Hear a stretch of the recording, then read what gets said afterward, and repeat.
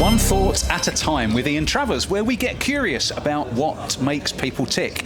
This is an interesting series because we're here live at the Festival of Speed at Goodwood, and I'm joined today with a previous podcast guest. Welcome, Les.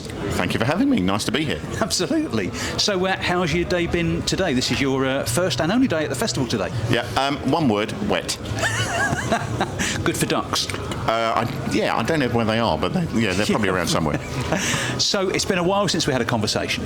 I thought we might just revisit kind of the principle there. So we'll start off with just talking about what you spend your time doing, Les, and then we'll sort of delve into some current stuff. Okay. So I'm a lifestyle financial planner, which ultimately is a financial advisor. But I like to think the whole principle goes into a lot more depth than just the concept that people think about financial advice, which is where I use the phrase, although the money is important, it's what you do with it that counts. Yep. And fundamentally, it's about getting people from A to B and establishing where they are now, to an extent where they've come from and what their experiences have been, maybe even growing up as a child in respect of money. Yep. But to a large extent, trying to establish where they want to get to and by when, and creating that journey from that A to B in a timely manner.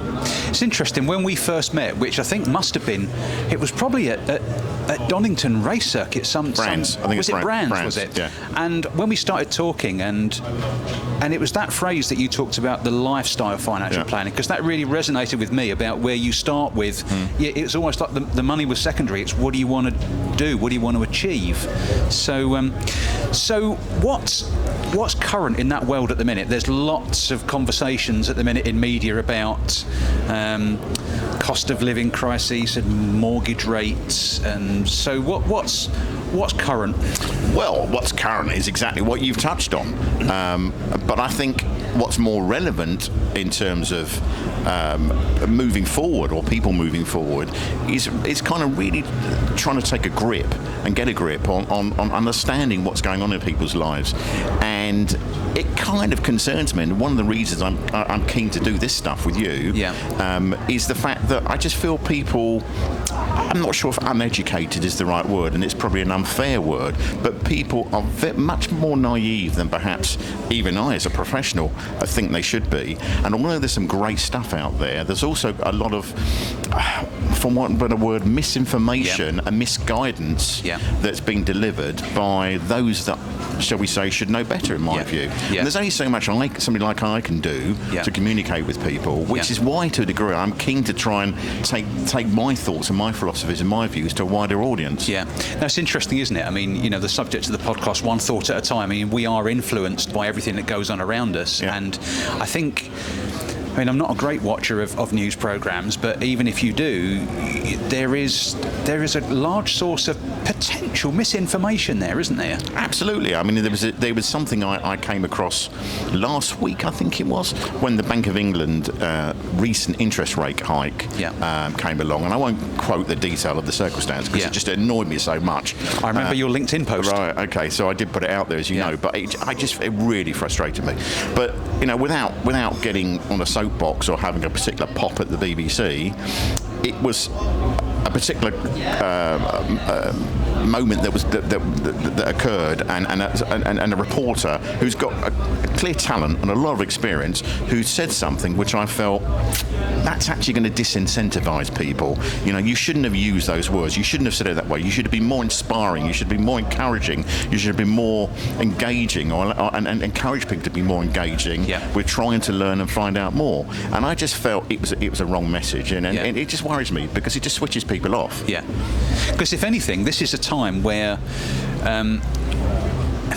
many of us don't think about finances and financial, but it's not something we consume our mind with on a daily basis.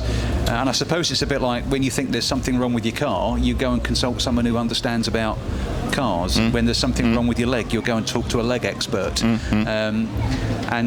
It's maybe people are afraid of, put off, cautious about approaching people to advise in that space. Yeah, they are, and I can understand why they are, and not least if if people feel that there's an explicit cost associated with that, which ultimately there is. We can't deny that. But you also have to look at it from the perspective of what's right for you, what's right for your circumstances at any given time. And as another example, without going into the detail of it, it has really surprises me sometimes, and not least through a recent personal experience, how effectively naive people who you think are actually quite educated are about certain basic stuff. Not necessarily just in financial terms, but also to a degree in legal and financial terms, if that makes sense.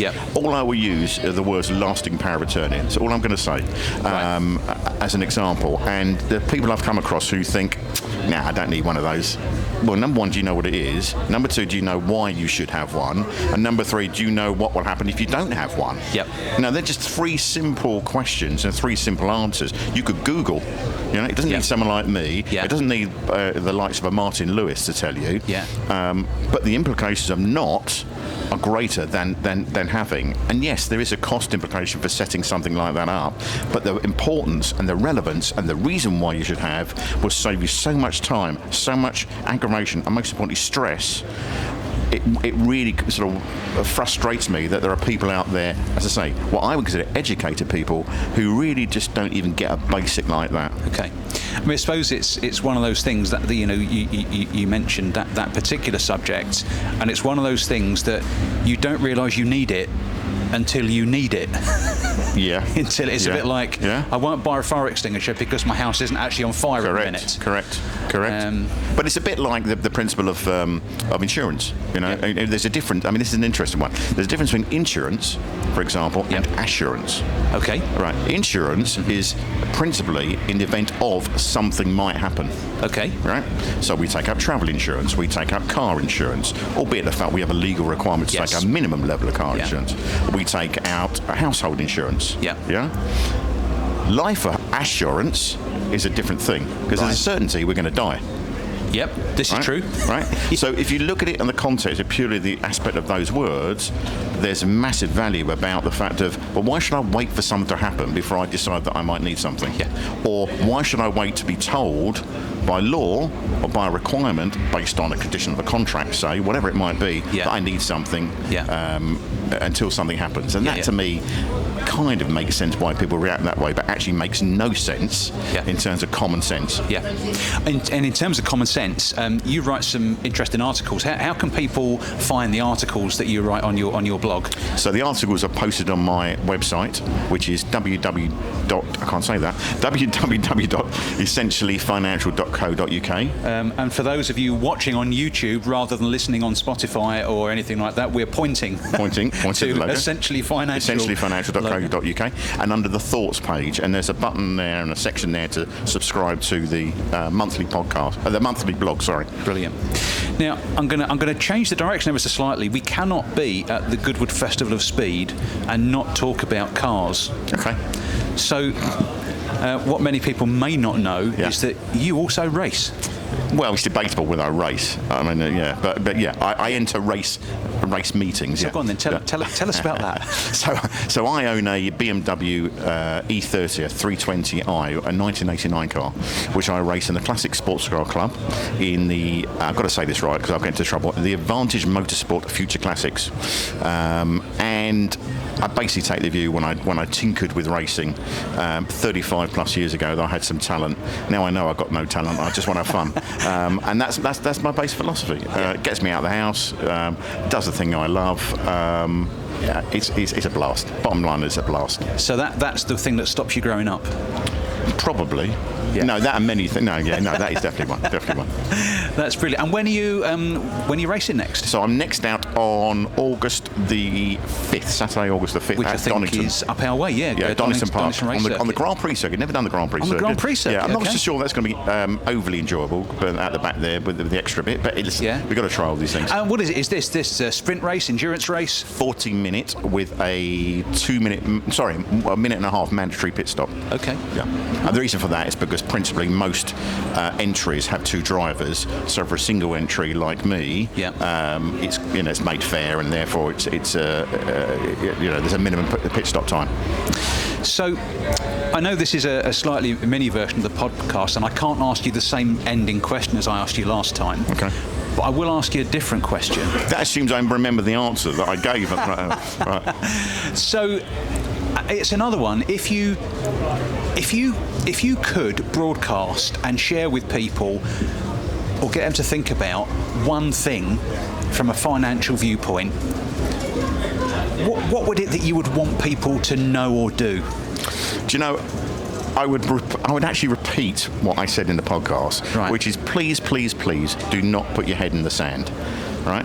And there's been a number of similar comments when you've raised that question on podcasts from other guests, which is, if not now, when? And we are all guilty of doing that with different aspects of our lives. My fitness and eating regime is a classic example of that. But I know I'm not going to mess around with my family's future. Right. And as I said before, it's very easy for people to procrastinate because it's complicated. They don't know how. They think there's a cost. There may be a cost. There's a whole. I haven't got time. There's a whole host of it's fair to say not unreasonable reasons, but that's not a reason to leave really important stuff. So don't stick your head in the sand. Don't stick your head in the sand. Don't procrastinate. Yeah. If not now, when? Fantastic. Les, thank you very much. Thank you. Well, enjoy the rest of your slightly damp day here at the Festival of Speed. Well, I didn't bring any wellies and I regret it now, but there we are. Well, it's dry in here. That's good. Yeah, you're right. It's lovely here. Which is, and here is stand 132 at the Festival of Speed with Ignition Human Performance, Partner Lounge. So that has been one of our Goodwood Festival of Speed specials on One Thought at a Time. And if you have been, thanks for listening. The opinions raised are of Les Conway of Essentially Financial Limited and are not endorsed by Flying Colours Advice Limited. Essentially Financial Limited is an appointed representative of Flying Colours Advice Limited. Flying Colours Advice Limited is authorised and regulated by the Financial Conduct Authority. As with all investments, your capital is at risk.